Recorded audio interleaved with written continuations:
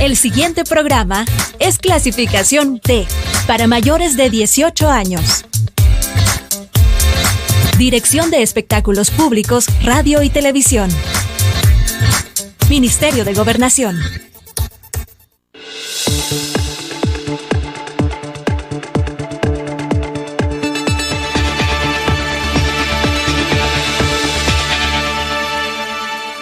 Bienvenidos y bienvenidas a una edición más de Temas y Debates. Les saluda Ricardo Sosa.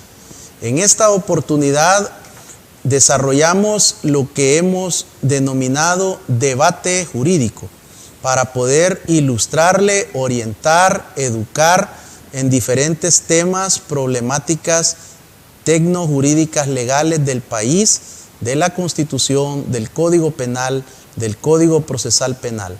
Sabemos que tenemos audiencia de muchas asociaciones de abogados, de escuelas de la carrera de licenciatura en Ciencias Jurídicas, y a usted también, amigo televidente, siempre tratando de presentarle los mejores panelistas, los mejores argumentos para que usted se forme su propia opinión.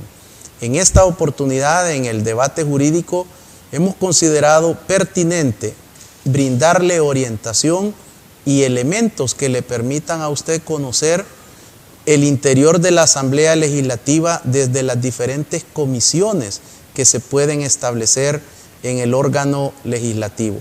Por ello, hemos invitado, como siempre, al doctor Julio Valdivieso, abogado, notario de la República y docente universitario por más de 25 años, quien ha formado muchas generaciones en la carrera de las ciencias jurídicas y quien siempre nos hace el favor de, con palabras sencillas, entendibles, comprender toda la jerga jurídica. Doctor Valdivieso, gracias por aceptar mi invitación y estar nuevamente dispuesto a poder orientar a todos los televidentes y cibernautas. Gracias, Ricardo, es un gusto compartir contigo un tema tan apasionante como es precisamente el abordaje constitucional en las distintas etapas en que está actuando hoy la Asamblea Legislativa. Doctor, solo la pizarra no le puedo poner, pero usted es un experto en la cátedra, sabemos de toda su trayectoria académica en diferentes universidades privadas, como conferencista también a nivel internacional en temas jurídicos. Por eso es importante comenzar por la premisa: ¿cuáles son el tipo de comisiones que la Asamblea Legislativa está facultada a conformar dependiendo de las diferentes temáticas o problemáticas que se quieran dilucidar? Bueno, las comisiones, Ricardo, son, dijéramos, los instrumentos en donde se debaten todas las iniciativas de ley. De conformidad con el reglamento interior de la Asamblea Legislativa, existen 4 tipos de comisiones que se le reconoce como tal. Si no me equivoco en la memoria, creo que es el artículo 38 del Real, ¿verdad? Establece que son 4 las comisiones: las permanentes, que son 24, ¿verdad? 20 comisiones permanentes, las transitorias, las ad hoc y las especiales. Esas son las 4 comisiones, dijéramos, que se contempla dentro del reglamento interior de la Asamblea Legislativa. Por supuesto, cada una con sus propios alcances. Ejemplo, ¿cuáles son las comisiones permanentes? Están en el artículo 39 también del reglamento interior. Ahí está la Comisión de Hacienda, la Comisión de Legislación y Puntos Constitucionales, la de la Mujer. Son esas comisiones que ya están, digamos, instituidas en la Asamblea Legislativa y que cada 3 años lo que hace es cambiar sus miembros, pero los alcances y las conceptualizaciones de esas comisiones siguen siendo exactamente lo mismo. Entonces, creo que las más importantes de resaltar son las permanentes y, lógicamente, las comisiones especiales, que es la que se han estado actuando en este momento. Las comisiones permanentes las puede cambiar un acuerdo de junta directiva al inicio de un nuevo periodo legislativo o tiene que desarrollarse todo un proceso de formación de ley por el cambio del reglamento interior. En mi criterio, el acuerdo de junta directiva no sirve para cambiar unas comisiones. La Junta Directiva de la Asamblea Legislativa es el órgano de administración de la Junta, pero la verdadera autoridad es el Pleno Legislativo. En este caso, si estamos hablando del reglamento interior, que es ley, ¿verdad? Si se quiere modificar el artículo, dijéramos, 39, en el cual contempla, dijéramos, las comisiones permanentes, tendría que haber un acuerdo del Pleno, votarse y con la mayoría simple modificar el artículo 39 del reglamento, que es donde están contempladas las comisiones. El simple acuerdo de junta directiva no les da, dijéramos, esa facultad para hacerlo, Ricardo, por lo menos en mi criterio. Las comisiones especiales, ¿cuál es el mandato de acuerdo al reglamento interior? Lo que pasa es que para instituir una comisión especial para investigar, tiene una condición sine qua non, que es para investigar asuntos de interés nacional.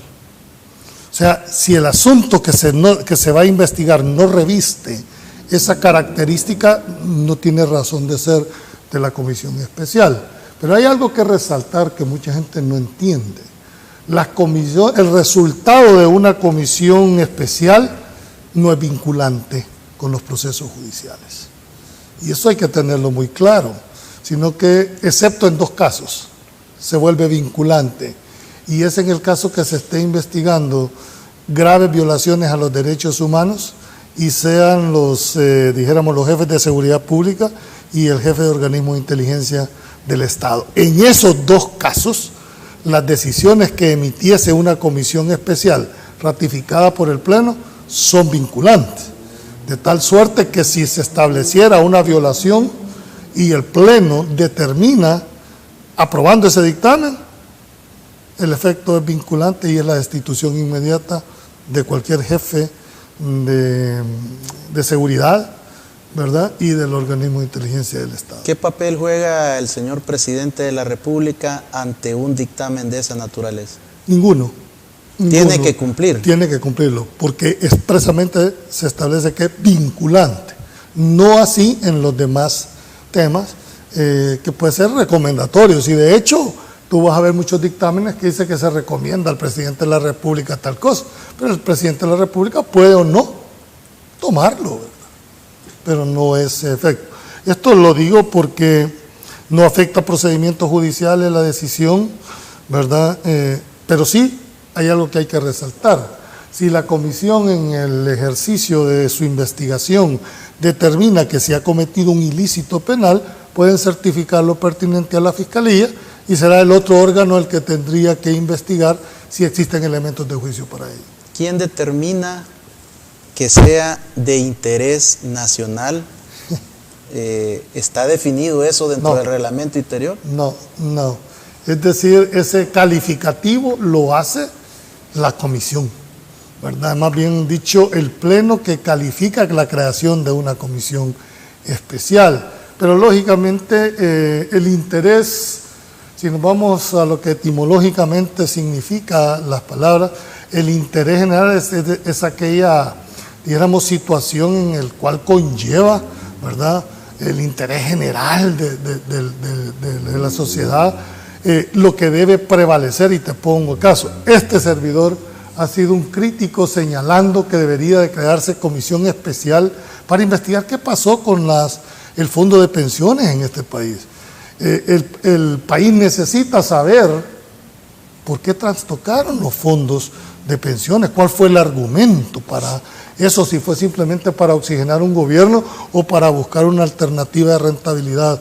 Necesitamos los pensionados saber para qué se hizo. Esa es una comisión especial. Me recuerdo que hace 2 años que abordamos esta problemática de las pensiones, usted exponía su caso muy particular de cómo aportando más al sistema le queda una pensión muy reducida de acuerdo al aporte que tenía.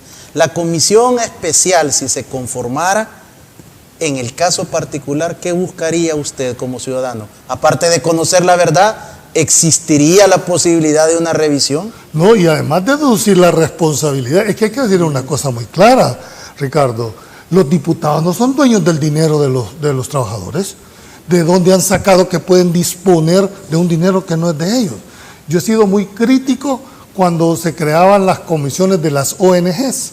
Y yo, en un debate que tenía con otro colega diputado, le decía yo, bueno, explíqueme dónde a usted le faculta la ley para disponer de fondos y darlos a las ONG. Porque yo he leído, revés y derecho, la Constitución, el reglamento interior, y les quiero recordar, le dije, que usted es un funcionario y los funcionarios no tienen más facultades que las que expresamente le da la ley. Entonces explíqueme a dónde a usted le faculta para darle dinero a la ONG.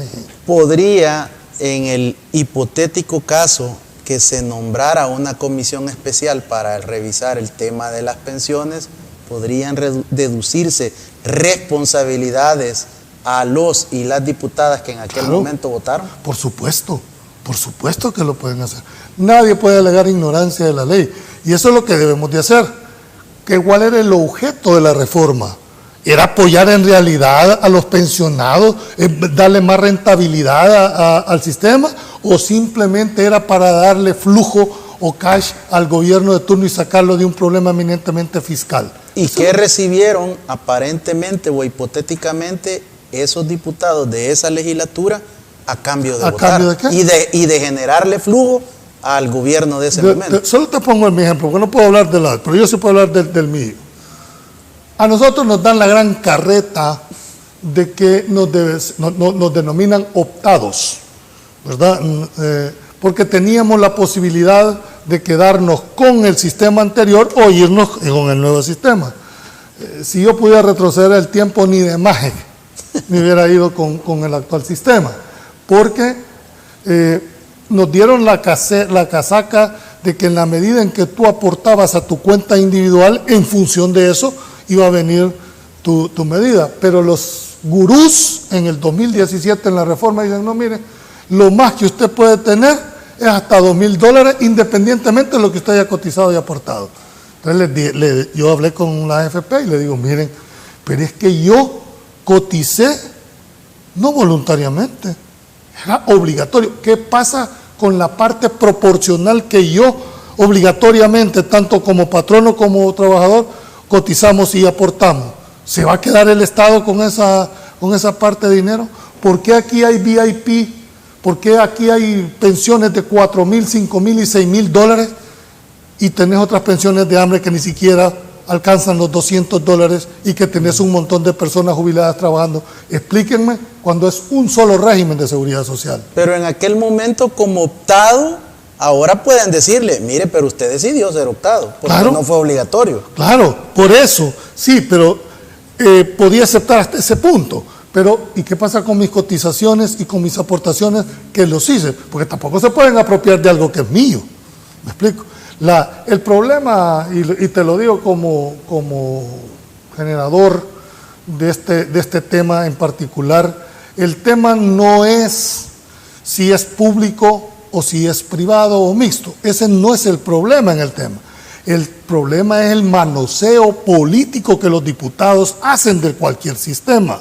Trastocaron fondos, ¿me entendés?, para sacarle las castañas del fuego al gobierno de turno.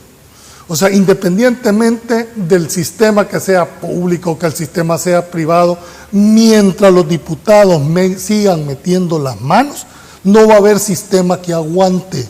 ¿Me explico? Porque aquí está hablando de rentabilidad. Bueno, explícame, y no que la cuenta individual eso era, pues, que la filosofía es que si vos aportabas más, era lógico que tu beneficio iba a ser mejor al terminar. Pero a estos señores del 2010 les valió un pepino.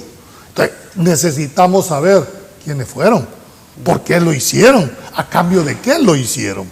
¿Me entendés? Entonces, ahí se configura típicamente lo que es una verdadera comisión especial. Un interés nacional. Segundo, un tema, ¿qué pasó con la banca en este país? ¿O no tenemos derecho a saber qué pasó también en esos temas? Entonces, eso es lo que le decimos a la Asamblea Legislativa. ¿Habrá esa voluntad política? Yo creo que es válido, así como se están investigando otros temas. ¿Por qué no meten estos temas también? Que también nos interesa a muchos conocer cómo fue. ¿Qué implicaciones tendría o tiene una comisión especial en estos temas de interés nacional? si no tienen vinculación? No es vinculante el resultado o el dictamen, pero puede ser que en la investigación se hayan cometido ilícitos, se empiece a revelar ilícitos. Esa parte pueden certificarla a la Asamblea Legislativa, ¿verdad? ¿Para efectos de qué? Perdón, de la Fiscalía, de que inicie un proceso judicial. Es que mira, o todos en el suelo o todos en la cama, ¿verdad? Aquí ya no puede seguir habiendo una selectividad de temas en el cuales estos sí, pero estos no, ¿verdad? Investigamos lo de atrás, pero también lo del presente. Por cierto, doctor, esa frase de la selectividad de la justicia es de su autoría. Sí, aquí espero que en algún momento escriba algún libro para poder generar ese legado de la importancia que ha sido desde su trayectoria como estudiante, como profesional del derecho, porque fue formado con el código anterior, ¿verdad? Y las reformas que estaban antes del 98. Entonces creo que sería muy importante desarrollar ese ejercicio académico. Yo sigo creyendo, Ricardo, y estoy convencido, sin temor a equivocarme, que en el país ha habido selectividad de la justicia. No puede seguirse en este tema y no podemos aspirar a una paz social si en realidad en este país no todos entramos en la misma balanza de la igualdad. Nuestra Carta Magna, en la parte dogmática de la Constitución, establece que todos somos iguales ante la ley, pero es lo que dice el documento, pero la práctica ha sido otra. El problema de El Salvador no es un problema de ley, es de aplicación de la ley. Cuando vos hablas de la justicia, si ese es un valor, el valor justicia, lo que debemos de hablar es de la aplicación del sistema de justicia, que es diferente. Ese sí puede estar, dijéramos, señalado y dijéramos vilipendiado. Cuando yo hablaba hace 5 o 6 años que el sistema estaba a punto de colapsar, me hicieron una crítica. ¿Y dónde estamos ahorita? Colapsado totalmente el sistema, ¿verdad? Y ojalá, y esto, ya que tu programa llega a la audiencia tan alta de los colegas y de las asociaciones de abogados, es precisamente donde yo siento que ha faltado esa presencia donde el gremio de abogados, a través de las distintas asociaciones, sienten un precedente. Si somos los llamados a defender el Estado de Derecho, por Dios santo, somos los llamados a dar la ilustración jurídica hacia la población, ¿verdad? Puedo entender el tema político, ¿verdad?, de alguna, pero nosotros no solo estamos para velar porque el gremio, porque tengamos una seguridad social, no, estamos llamados a defender el libre ejercicio del pensamiento. El derecho se aprende estudiando, pero se ejerce pensando. Y no vemos ese rol, por lo menos yo no lo veo, con el respeto de mis colegas, pero no veo una posición tajante, ¿verdad?, firme, no a favor ni de uno ni de otro, sino a lo que dice este libro que se llama Constitución. Doctor, antes de ir al corte, quiero que rápidamente le explique a los televidentes y cibernautas cuál es la diferencia entre un licenciado en ciencias jurídicas y un abogado, porque nosotros, los ciudadanos, a la ligera decimos, él es abogado. Es un error. Bueno, yo en mi cátedra decía que hay que tener muy presente lo que decía un gran pensador. Licenciados en Derecho pueden haber miles, abogados 100. Las universidades no producen abogados. Las universidades producen licenciado en ciencias jurídicas o doctor, ¿verdad?, en jurisprudencia y ciencias sociales. El ejercicio de la abogacía lo da la Corte Suprema de Justicia. Por eso que en el proyecto de reforma que planteaba el doctor Félix Ulloa, quitaban esa potestad a la Corte y lo trasladaban a un colegio de abogados y volvían obligatoria la colegiación. Y el grado académico de notario, ¿verdad?, que es un ejercicio aparte, lo da también la Corte. Contestando tu pregunta, el abogado lo determina la autorización la Corte Suprema de Justicia. El grado académico que da la universidad es licenciado en ciencias jurídicas. ¿A favor de la propuesta del doctor Ulloa de la colegiación? Yo creo que sí debería, y por una razón, porque la Corte no puede ser juez y parte. La Corte es la que te autoriza y la Corte es la que te sanciona, ¿verdad? ¿Por qué hay temor en las asociaciones? Precisamente porque no estamos acostumbrados al tema. Hemos sido un gremio muy desunido. No es de hacer examen, me imagino, es de No, presentar los atestados normales y se obtiene un número. De hecho, para ejercer la abogacía ahorita no te detienen ningún tipo de examen de conocimiento. Se entiende que la universidad te preparó. Ahora, vuelvo a insistir, el conocimiento aquí no se pasa por ósmosis, o sea, te lo puedo decir con propiedad, formado por más de 25 años, ¿verdad? Generaciones de buenos colegas, pero también otros que se equivocaron de entrada, ¿verdad? Y no lo digo en el tema peyorativo. Creo que este debate da para muchos y que sentemos un precedente. Yo creo que le hace falta una reforma educativa. Hay gente que no trae solo para tema universitario, porque el papá es médico, abogado, ingeniero, hay que obligar al hijo a que tenga uno. Creo que estamos erróneamente equivocándonos en el guión. Debemos de pensar en las carreras técnicas, ¿verdad?, que hizo México en la década del 50, a la par de la UNAM creó el Politécnico. Una carrera técnica donde el muchacho a los 2, 3 años puede empezar a ganar, a devengar, y si después la cobija le alcanza, que se meta a terminar su licenciatura o su ingeniería. Pero ¿qué pasa? Te lo puedo sin temor a equivocarme. Este muchacho cuando sale de la universidad, ya sea como abogado, como administrador o como economista, cree que le va a cambiar el mundo y termina trabajando en un call center, trabajando en un Uber, manejando, y eso lo frustra contra el sistema. ¿Me explico? Porque tenemos capacidad de absorción, ¿verdad? Frustramos al muchacho en contra del sistema, en contra de la sociedad, cuando perfectamente podíamos tener aptitudes. Y termino con esto, con un ejemplo. A mí se me arruinó el televisor, te mandé a llamar al técnico, le dio la vuelta, cambió un fusible y prendió. Cuando yo le dije, ¿cuánto le debo? $100, me dijo. $100 por cambiar el fusible, le dije. No, me dijo, no el fusible, es para saber que ese era el problema.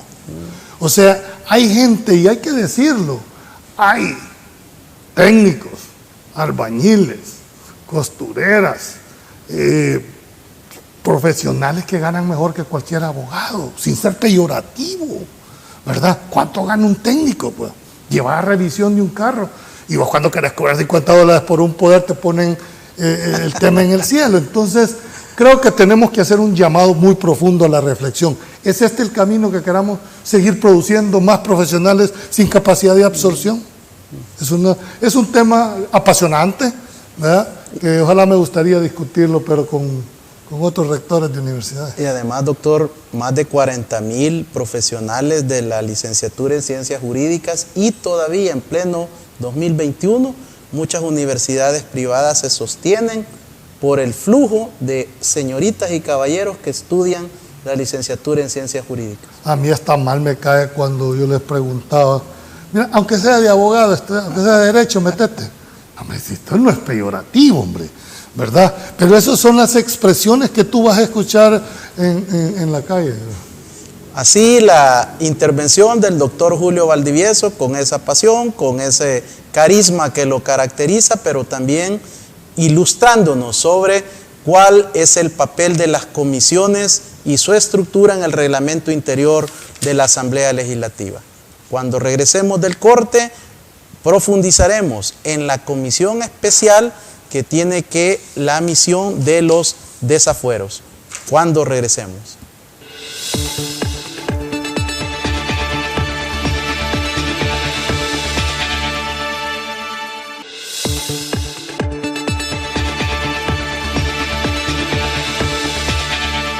Gracias por continuar en nuestra sintonía. Esta noche estamos en el denominado debate jurídico, donde traemos diferentes voces que nos ayuden a comprender, a entender mejor el derecho, porque es importante la jurisprudencia en nuestra nación y siempre tiene implicaciones a nivel político. En esta oportunidad el doctor Julio Valdivieso nos expone, nos ilustra sobre las diferentes comisiones que se pueden conformar al interior de la Asamblea Legislativa. En este bloque conversaremos sobre las comisiones especiales para quitar el fuero a un funcionario o funcionaria. ¿Cómo se originan estas, doctor? Bueno, las comisiones, primero hay que entender cuál fue la finalidad del establecimiento de un fuero. Esto nace porque la Constitución reconoce para ciertos funcionarios en razón de su cargo, ostenten un privilegio o una garantía procesal para no poder ser demandados de manera directa. Ahí están el presidente, el vicepresidente, los ministros, etcétera, etcétera, y los diputados. Entonces, eso es lo que se conoce como el fuero. Protección. Protección, dicen uno. El fuero fue concebido en el caso de los diputados, porque en el ejercicio de su actividad como diputados podían no caerle bien al gobierno de turno, les podían armar un tamal, entonces se les da un privilegio o una protección para el ejercicio del cargo. Pero no deberían de tener fuero para delitos comunes, ¿verdad? Ellos deberían de ser juzgados de la misma manera en que nos juzgan a cualquier simple y vulgar y silvestre ciudadano. Sin embargo, esto ha venido cada vez con una mayor protección de impunidad. Entonces, se crea lo que se conoce como el desafuero, se crea lo que se conoce como quitarle la inmunidad y el privilegio, y eso se hace a través de un procedimiento que se llama antejuicio, ¿verdad? Que es un procedimiento no para determinar si el indiciado o el señalado, porque no hablo de imputado, ¿verdad?, es culpable o inocente, porque hay un error, dijéramos, conceptual y de percepción en la ciudadanía, que cuando se está siguiendo un proceso de antejuicio es para determinar su culpabilidad o inocencia en lo que se le imputan, y eso falso. Pero funcionarios incluso denominan el imputado o la imputada. Totalmente errónea la apreciación, primero porque no estás frente a un órgano jurisdiccional que le da el calificativo de imputado o imputada, ¿verdad? Simplemente lo que la Asamblea está, dijéramos, conociendo es si existen elementos de juicio suficientes para quitarle ese privilegio y que se vaya al órgano jurisdiccional y que sea ahí en donde se establezca la culpabilidad o inocencia. Bueno, pero usted lo está diciendo también, doctor, y no es antejuicio, es antes del juicio. Sí, su nombre etimológico. Lo que pasa es que son lo que yo le llamo juicios paralelos, juicios mediáticos. El antejuicio es un juicio político, no es un juicio de carácter legal. Por eso fui muy crítico en el último antejuicio que pero por cierto, está por decidirse o no si se le quita, que lo más seguro es que se le va a quitar el fuero a este diputado, ¿verdad? Y hubo una crítica muy fuerte que yo hice, porque se nombró a un defensor del mismo partido que era el indiciado, o el señalado en este caso, no aceptó, ¿verdad? Y decidieron llamar a la Procuraduría General de la República para nombrarle un defensor de oficio. Entonces dije yo, bueno, o yo no sé leer, o ya modificaron este artículo, pero el defensor es del seno de la Asamblea Legislativa. Y ya no se llama nombramiento de defensor, sino si el imputado, si el señalado no quiere defenderse o manifiesta que no se va a defender, el Pleno tiene la obligación de designarle, así usa la ley la palabra, designarle un defensor de su seno, porque no es una defensa técnica jurídica, por Dios santo. ¿Cuál es el seno de la Asamblea Legislativa? El Pleno. No los empleados administrativos, no los asesores. Uno de los 84 diputados o diputadas. Tiene la obligación, y ese es mi criterio muy personal, porque en ese debate dijeron, no, miren, lo que pasa es que no aceptó. Si es que esto no es voluntario. Por eso hablo de designación. La voluntariedad, para que sea válida, tenés que aceptarla. Si vos me designas a mí, defensor en un proceso judicial, pues yo tengo la opción de aceptar o no aceptar. Es una decisión mía. Pero aquí estás en un proceso administrativo donde la ley te dice, le va a designar a uno de su seno. No dijeron, mire, aplique de manera supletoria el Código Procesal Penal. Es cierto que hay una supletoriedad, siempre y cuando no esté normado de manera expresa en el reglamento interior de la Asamblea Legislativa. Debemos de entender entonces que en este caso, sí el legislador consideró la posibilidad que se da, que no designe y tiene del seno los diputados elegir un designado. Y te lo voy a despedazar de esta manera. ¿Cómo se estatuye una comisión de antejuicio? Desde el momento en que la Comisión de Legislación y Puntos Constitucionales declara abierto el proceso, empieza la conformación, designa al fiscal, etc. Cuando llega el defensor, dice el reglamento interior que el defensor, el señalado, puede defenderse por sí mismo o nombrar un defensor particular o un de la Asamblea Legislativa. Pero después regula y dice, si no lo hace, el seno le designará uno de su seno.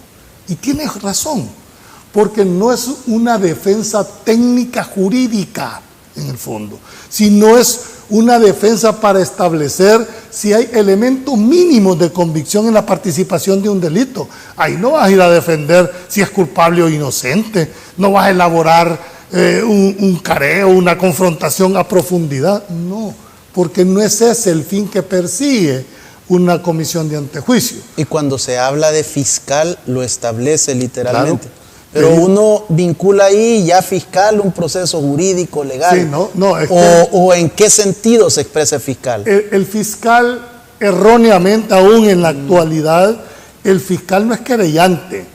El fiscal está para defender la legalidad de los procesos. Y esa es la función. No ir a acusar, como erróneamente cree el fiscal que está actuando. Acusar. No, hombre, esa figura se llama querellante. Ya llegó el fiscal, ya va el acusador. El acusador, y eso no es cierto.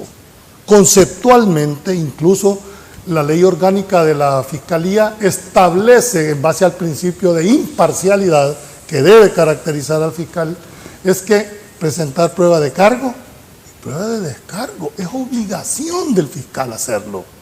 Es más, en un momento determinado, si San Juan baja el dedo, pedir un sobreseimiento porque considera que no hay delito. ¿Ya ha visto usted eso? No. Y si lo hay, han habido, pero contaditos, por la estructura mental que creen que entre más veredictos condenatorios son mejores fiscales, porque creen que ellos son acusadores particulares. ¿Es de rigor que la Fiscalía debe de apelar siempre o lo hace porque en su criterio, si actuara a favor del imputado, se estaría plegando a una derrota? Claro. Ese es el punto de fondo en la justificación. Que me derroten hasta en la Cámara. Sí, pero eso no debería ser la óptica.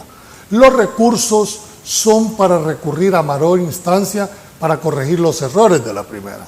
Pero si hay algo tan manifiesto, es decir, no hay ni siquiera indicios o elementos de prueba, jamás, y espero equivocarme, pero en un 99% no te pide sobreseimiento.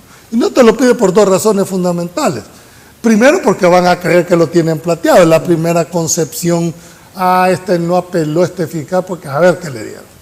Entonces aplica el indubio pro yo, ¿verdad? No, mejor apelo y que allá la Cámara vea. Así yo demuestro ante mi superior, me lo apelé. Pero ¿qué costo tiene eso para el Estado, el estar generando ese tipo de recursos? Uno, pero más que el costo, ¿qué costo tiene ese imputado? Está detenido. Que está detenido. Es que la gente aquí yo los quisiera ver a los que tanto se rasgan vestidor, que fueran a pasar un día allá al hotel de Mariona, que van a saber lo que es en realidad la verdadera calvario que se vive en las cárceles de este país. Entonces, ¿qué derecho tenemos para que ese imputado esté con una 45 en la cabeza? Y si de ribete no le dan la medida sustitutiva, se la tiene que comer, pero jalado. Entonces, y uno viene a dimensionar hasta que le pasa a alguien cercano, si es que no a la persona misma. ¿Quién puede solicitar el antejuicio de un funcionario ante la Asamblea Legislativa?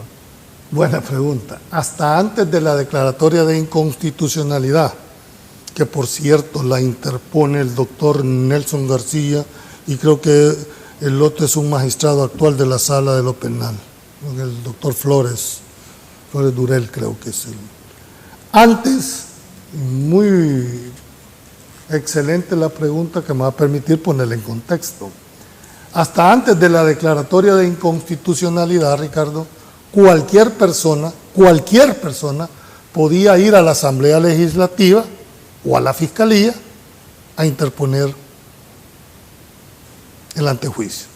Pero estos dos abogados interponen el recurso de inconstitucionalidad contra los artículos 120 y siguientes del reglamento, que es el que regula el antejuicio, y logra declarar inconstitucional. Y ahora solo puede interponerse ante la Fiscalía. Y es la Fiscalía la que evalúa esa denuncia o esa intención de eliminar, y si él considera que existen elementos, va y promueve el antejuicio a través de básicamente un requerimiento, ¿verdad? Entonces, doctor, quiere decir que esto es otra caparazón que le pusieron a los funcionarios. Sí, sí. Es un doble fuero. Es un doble fuero porque antes el ciudadano podía ir de manera directa a la Asamblea Legislativa. Con esto lo que se puso entre comillas, decir, no, lo que pasa es que si no, aquí van a venir chambres, se van a venir a denunciar a medio mundo. En cambio, si la Fiscalía lo presenta, es porque de alguna manera ha hecho un examen liminar de si procede o no procede.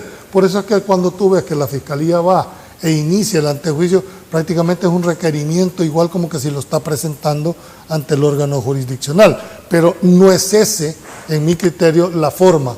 Este es un procedimiento administrativo, donde no debe de verse con esa rigurosidad que se ve en el tema jurídico en los juzgados. Doctor, pero en las últimas 10 legislaturas aproximadamente, igual, yo diría de que hay diputados y diputadas que han abusado también de su condición del fuero, no solo por las tipologías delictivas que usted mencionaba, también han difamado, han hablado cualquier tipo de situaciones bajo la cobertura del fuero, y creo que eso también no debería de ser así, porque ¿quién se atreve si en un medio de comunicación un funcionario establece cualquier tipo de situación contra el honor, contra la dignidad de alguien, y ellos tienen fuero? Para mí, insisto, el fuero solo opera o debería de operar cuando el diputado hace uso o en el ejercicio de su condición de diputado. Pero cuando alguien va a difamar, cuando alguien va a cometer un delito, ¿por qué debe de tener fuero? Y aquí es donde yo hago el llamado. Ya se debería de reformar ese artículo en la Constitución. Hoy tiene la actual bancada CIAN la suficiente correlación de fuerza para presentar la reforma y aprobar la reforma, por lo menos en cuanto a la eliminación del fuero. ¿Y qué corona tienen los diputados, verdad? En diferencia de nosotros los ciudadanos, si nos salimos del huacal, nos cae el tema. Ellos, bajo el concepto de impunidad del fuero, están habilitados para hacer eso. Bueno, ya tenemos también evidencia, doctor, de diputados condenados por delitos vinculados al narcotráfico y que no se les podía ni siquiera procesar. Igual, delitos de connotación sexual, conducción temeraria, peligrosa, que son situaciones que tienen que ver con su condición de diputado. Vergüenza les debería de dar cuando los exhiben bajo los efectos del alcohol en una escena dantesca, pues. Y que huyen. Y que además con esa agravante. Entonces, pues hombre, pasemos el examen. Me gustaría ver a 10 diputados pidiendo en realidad que se elimine el fuero a los 84 diputados. Y que solo opere en su competencia de trabajo. pero no por delitos comunes, ¿verdad? Y mucho menos que gocen de la garantía procesal desde el momento de la elección. Bueno, usted sabe, doctor, que yo presenté el año pasado 9 propuestas de reformas a la Constitución como ciudadano vinculados al tema de seguridad y justicia, y esa fue una de mis propuestas, no fue tomada en cuenta, al igual que el incremento del proceso de periodo para el fiscal de la República. Mi propuesta era 5 años sin derecho a reelección. Así que eso son de las situaciones que también este proceso que lideró el doctor Ulloa ha permitido el poder brindar aportes a todo aquel que quiso hacerlo. Bueno, yo no sé si qué ha pasado con ese proyecto de reforma, porque se trabajaron durante un año. A mí me hicieron llegar los libros negros. Los libros nuevos. He empezado a fojear la exposición de motivos, ¿verdad? 3 temas que no van, Ricardo, de entrada, temas que debieron de haberse abordado, como es el matrimonio igualitario, la eutanasia, ¿verdad? El aborto. El aborto, o sea, temas que hay que, yo sé que es difícil, nuestra sociedad es eminentemente conservadora, o en la gran parte mayoría, pero eso no quiere que hay que rehuirse a los temas, ¿verdad? Pero por lo menos entrar en una discusión franca si se mantiene o no. Sin embargo, esos 3 temas van para afuera. Así, la participación del doctor Valdivieso en este segundo bloque. Hemos aprendido mucho también sobre lo que es la conformación de las comisiones especiales y ahora podemos comprender mejor qué se está haciendo apegado al reglamento interno y cuáles aspectos pueden estar a criterio o consideración de los funcionarios actuales. Al regresar, conoceremos más de este tema de las comisiones legislativas en el órgano del Estado de la Asamblea Legislativa de El Salvador. Regresamos.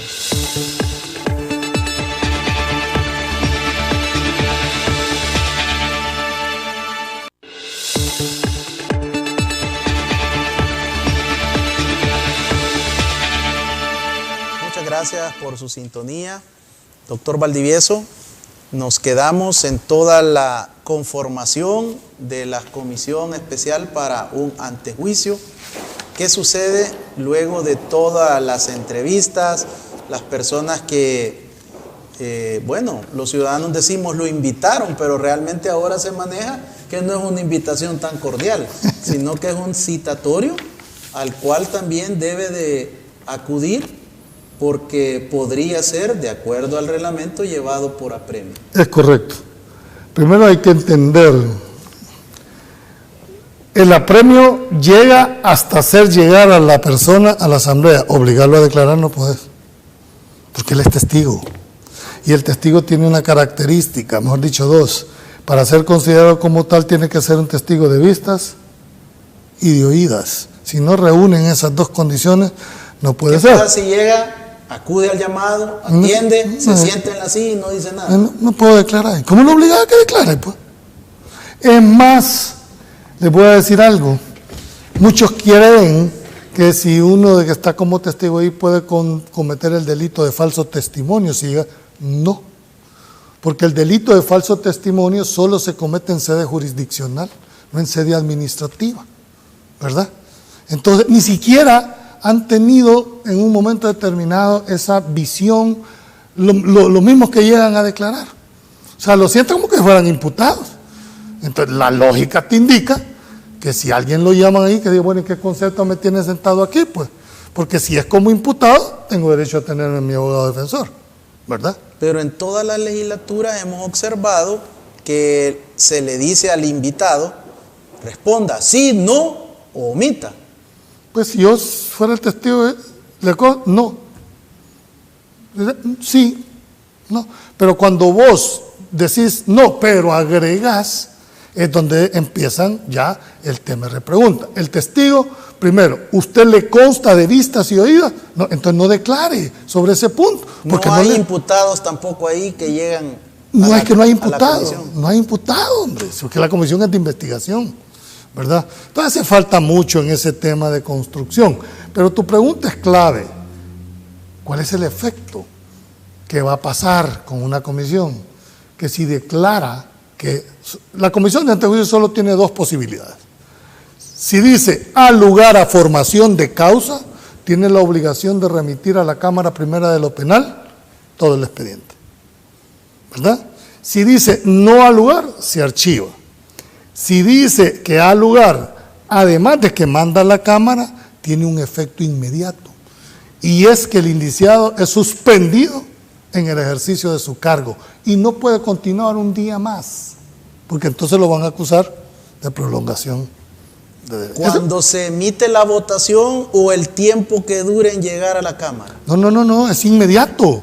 El artículo 140, si no me equivoco, del reglamento interior, ¿verdad?, te dice, y voy a permitirme rapidito leerlo, desde que la Asamblea declara que hay lugar a formación de causa, el funcionario quedará suspendido en el ejercicio de sus funciones y por ningún motivo podrá continuar en su cargo. Y aquí surge la otra interrogante. No destituido. No destituido, no, porque a él hay que garantizarle su derecho de defensa, porque aquí no lo está juzgando culpable o inocente.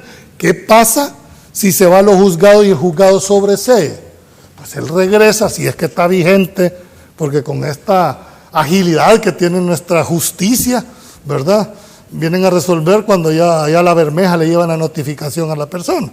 Entonces, ¿qué pasa si ya está vigente su nombramiento?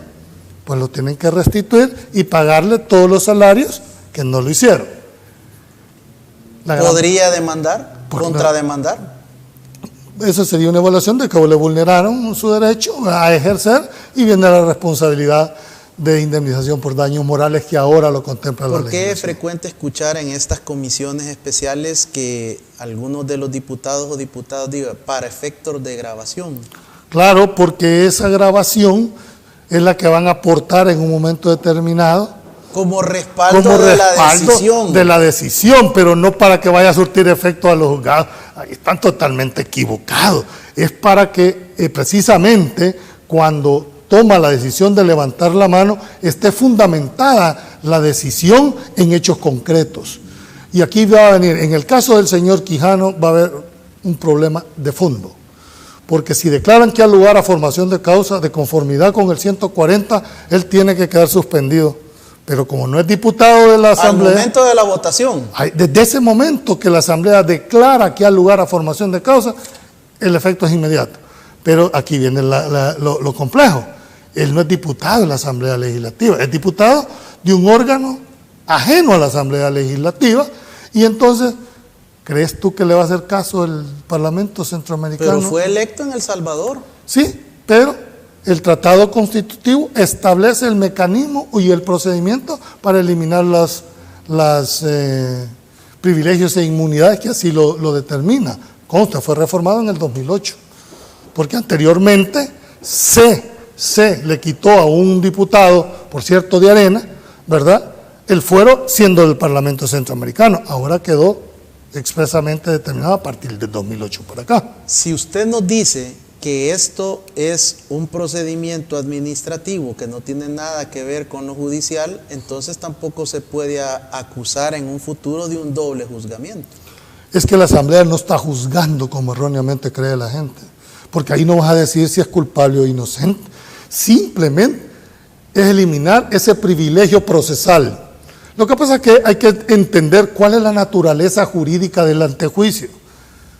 Ricardo, vaya, un juicio político, pues, donde precisamente el órgano, la Asamblea Legislativa es el órgano político por excelencia. Entonces, el argumento, el fundamento de las decisiones son políticas más que jurídicas. Pero la Fiscalía General de la República debe de contar con elementos, con indicios o posible prueba del supuesto ilícito del funcionario que lo lleva a solicitar un antejuicio porque tiene la cobertura del fuero. Claro. Si la Asamblea Legislativa determina para este funcionario o funcionario que no da lugar a formación de causa, la Fiscalía continúa con espera que se queda, es decir, supongamos en el peor de los escenarios que diga no ha lugar a formación de causa, lo archiva. Pero eso no quiere decir que no vaya a ser procesado. Al terminar su función como diputado, le van a meter el leñazo, ¿verdad? Y esa ha sido la experiencia de otros antejuicios, que no se ha tenido la correlación política para el voto. Es correcto. Pero el ejercicio o la formación de causa, la Fiscalía espera el momento para iniciar. Que fíjate que yo no sé, eso depende de cada una de las defensas, lo oportuno de renunciar al fuero, irse directamente al órgano judicial, por una sola y sencilla razón: evitas la percepción en la ciudadanía. Para mucha gente, todos los que son señalados están condenados, independientemente de su participación. Entonces, ¿qué pasa? Que si vos hubieras renunciado a tu privilegio procesal, ya estarías en sede jurisdiccional con otros elementos, sin seguirlo alimentando con posiciones políticas o con funciones que no sean. Los jueces, Ricardo, y ojalá algún día podamos tener un programa, ¿qué perfil de juez necesitamos en este momento, Ricardo? Que es diferente a los requisitos. Exactamente, ese es el punto de fondo. Los requisitos entiendo que son los atestados mínimos que para una persona debe de presentarse. Sí, pero para ser juez se necesita primero una formación académica. Segundo, una especialización. Las universidades no crean jueces. Eso lo hace el Consejo Nacional de la Judicatura a través de un programa de formación de jueces. No es lo mismo formar un juez que formar un litigante. Entonces, el juez tiene un proceso. Es un juez contramayoritario que basa conforme al derecho, a la ley, no conforme a las redes sociales, no conforme a supuestas. ¿O has visto vos en las redes sociales pruebas? Ahí hay opiniones, y el juez no debe de basarse en opiniones. El juez debe basarse en el derecho, en la ley. Yo creo que el día que nosotros aspiramos a jueces imparciales, que deben de tener dos características: tener criterio para mantenerse, ¿verdad?, y la capacidad de análisis para juzgar un hecho profundo. Solo termino con esto, haciéndote un planteamiento. Si a vos te tocara, ojalá que nunca te toque, pero se te ves inmiscuido en un problema legal, ¿qué aspirarías tú a eso?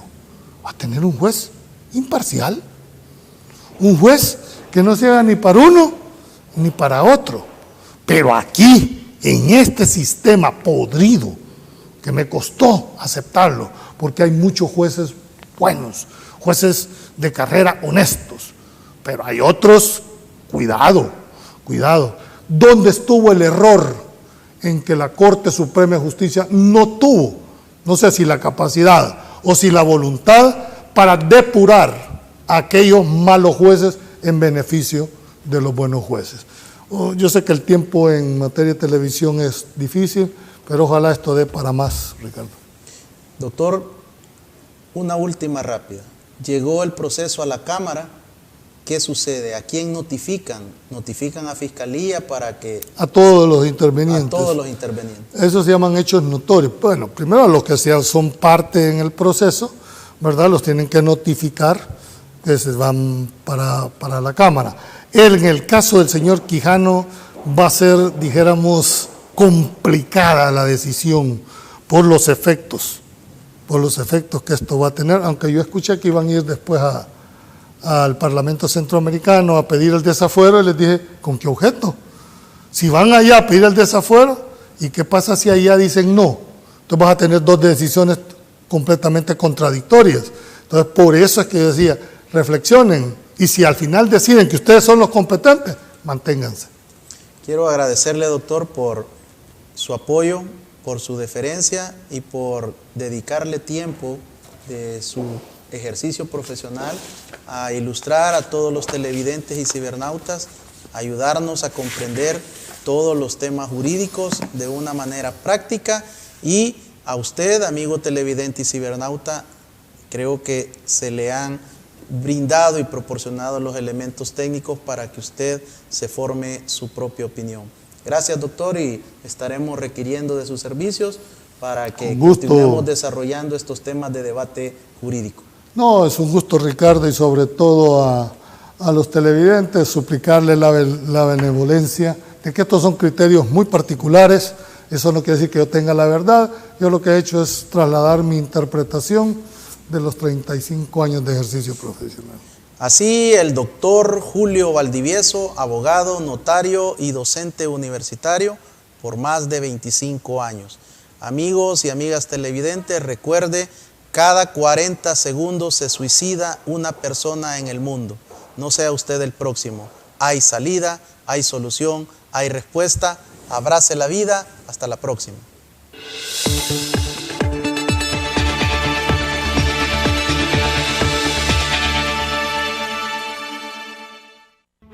Los conceptos vertidos en el programa anterior son responsabilidad directa de quien los emitió. En ningún momento representan la línea editorial de esta estación televisora.